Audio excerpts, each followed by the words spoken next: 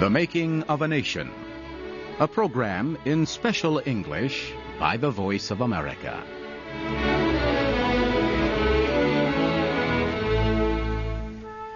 In May of 1787, a group of America's early leaders met in Philadelphia. They planned to change the Articles of Confederation, which provided a loose union of the 13 American states. Instead of changes, however, they wrote a completely new Constitution. That political document established America's system of government and guaranteed the rights of its citizens. It is still the law of the land. This is Shep O'Neill. Today, Blake Lanham and I continue the story of the Constitution. The story does not flow easily. The reason is a rule made by the delegates. From the beginning, they agreed that the convention had the right to change its decisions. The convention did not just discuss a proposal, vote on it, and move on to other issues. Any delegate could ask to rediscuss any proposal or any decision, and they often did. Every man who saw one of his ideas defeated brought it up again later. The same speeches that were made the first time were made again. So days, even weeks passed between discussions of the same proposal. The story of the Philadelphia Convention would be difficult to understand if we told about events day by day. So, we will put the calendar and the clock away and tell how each major question was debated and settled. After the delegates agreed that the convention could change its decisions, they agreed on a rule of secrecy. Guards were placed at the doors of the State House. Newspaper reporters were not permitted inside, and delegates could not discuss convention business in public. The secrecy rule led people to get many strange ideas about the convention, especially in Europe. There, most people believed the convention was discussing how America could be ruled by a king. Europeans said a republican government worked in a small country, such as Switzerland, but not, they said, in a land as large as America. So some of them began talking about which European prince might be asked to become king of America. Some were sure it would be Prince Henry of Prussia. Others said it would be Prince Frederick Augustus, the second son of King George III of Britain. Without news reports from Philadelphia, even some Americans believed these stories. At the time of the convention, Thomas Jefferson was serving as America's representative to France. When he learned of the secrecy rule, he was angry. He believed strongly in freedom of speech and freedom of the press. More than 40 years later, James Madison explained the decision behind the rule. Madison said that if the convention had been open to the public, no delegate would ever change his mind after speaking on an issue. To do so would mean he was wrong the first time he spoke, and no delegate would be willing to admit to the public that he had made a mistake. Madison said if the meetings had been open, the convention would have failed. Another rule helped the delegates speak freely. It was a method of debate called the Committee of the Whole. It may seem a foolish method, but it was useful then and still is today in legislatures. It is a way for people to discuss ideas, vote, and then change their minds. Their votes, while in committee, are not recorded permanently. To have the Philadelphia Convention become a committee of the whole, the delegates needed to elect a chairman of the committee. They chose Nathaniel Gorham, a judge from Massachusetts. Each morning at 10 o'clock, the convention met and declared it was sitting as a committee of the whole. George Washington then left the president's chair. Nathaniel Gorham took his place. Just before 4 o'clock in the afternoon, the Committee of the Whole declared it was sitting again as a convention. Judge Gorham stepped down, and General Washington took the chair. He declared that the convention would meet again the next morning.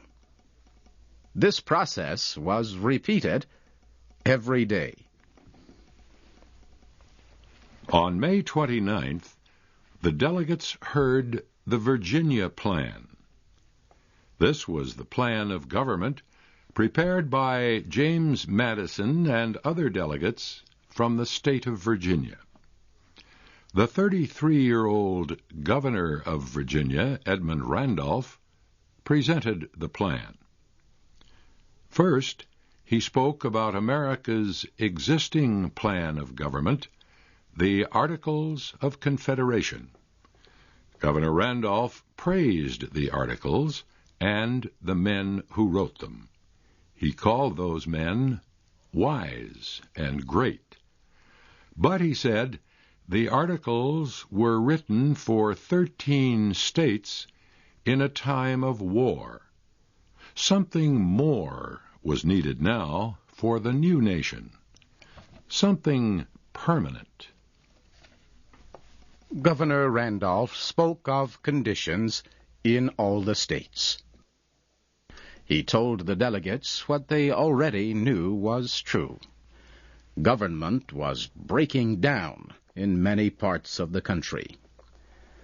As he presented the Virginia Plan, Edmund Randolph noted that its 15 parts were just ideas. The state of Virginia, he said, did not want to force them on the convention. Yet, the ideas should be discussed. Change them as you wish, he told the convention, but talk about them fully. Other delegates presented their own plans for discussion. We will talk about some of them in later programs. But from the beginning, the Virginia Plan had the most influence. For more than 3 months, delegates would debate each part, vote on it, then debate it again. The Virginia Plan formed the basis of discussion at the convention in Philadelphia. In the end, it formed the basis of the United States Constitution. The announced purpose of the convention was to change the Articles of Confederation to make them more effective. The Virginia Plan was not a plan of proposed changes. It was much more extreme. It was, in fact, a plan for a completely new central government. Debate on the Virginia Plan began May 30th. Immediately, Edmund Randolph proposed an amendment. The plan, he noted, spoke of a federal union of states, but such a federation would not work. Instead, he said, America's central government should be a national government. It should contain a supreme legislature, executive, and judiciary. For a few moments, there was complete silence. Many of the delegates seemed frozen in their chairs. Did they hear correctly? Most of them did not question the idea of a government with 3 separate parts. Several states already had such a system. But to create a central government that was national and supreme, what did these words mean exactly? What was the difference? The delegates debated the meaning of these words, federal, national, supreme, for many days. Both James Madison and Governor Morris of Pennsylvania tried to explain. Madison said a federal government acts on states. A national government acts directly on the people. Morris gave this explanation. A federal government is simply an agreement based on the good faith of those involved. A national government has a complete system of operation and its own powers. Pierce Butler of South Carolina wanted to know why a national government was necessary. Did the states need to be national? But we are a nation, John Dickinson of Delaware answered. We are a nation, although made of parts or states. Governor Morris continued. He spoke of the future, when the delegates meeting in Philadelphia would be dead. Their children and grandchildren, he said, would stop thinking of themselves as citizens of Pennsylvania or New York or North Carolina. Instead, they would think of themselves as citizens of the United States. This generation will die away, Morris said, and be followed by a race of Americans. Morris declared that the states had to take second place to a national government with supreme power. It is better to take a supreme government now, he said, than a dictator 20 years from now, for come he must. In the end, the delegates approved the proposal for a national government.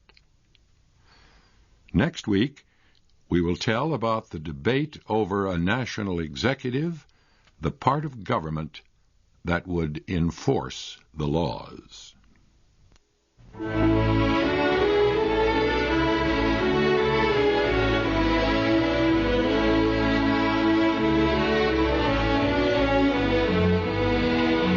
You have been listening to the special English program, The Making of a Nation. Your narrators were Blake Lanham and Shep O'Neill. Our program was written by Christine Johnson.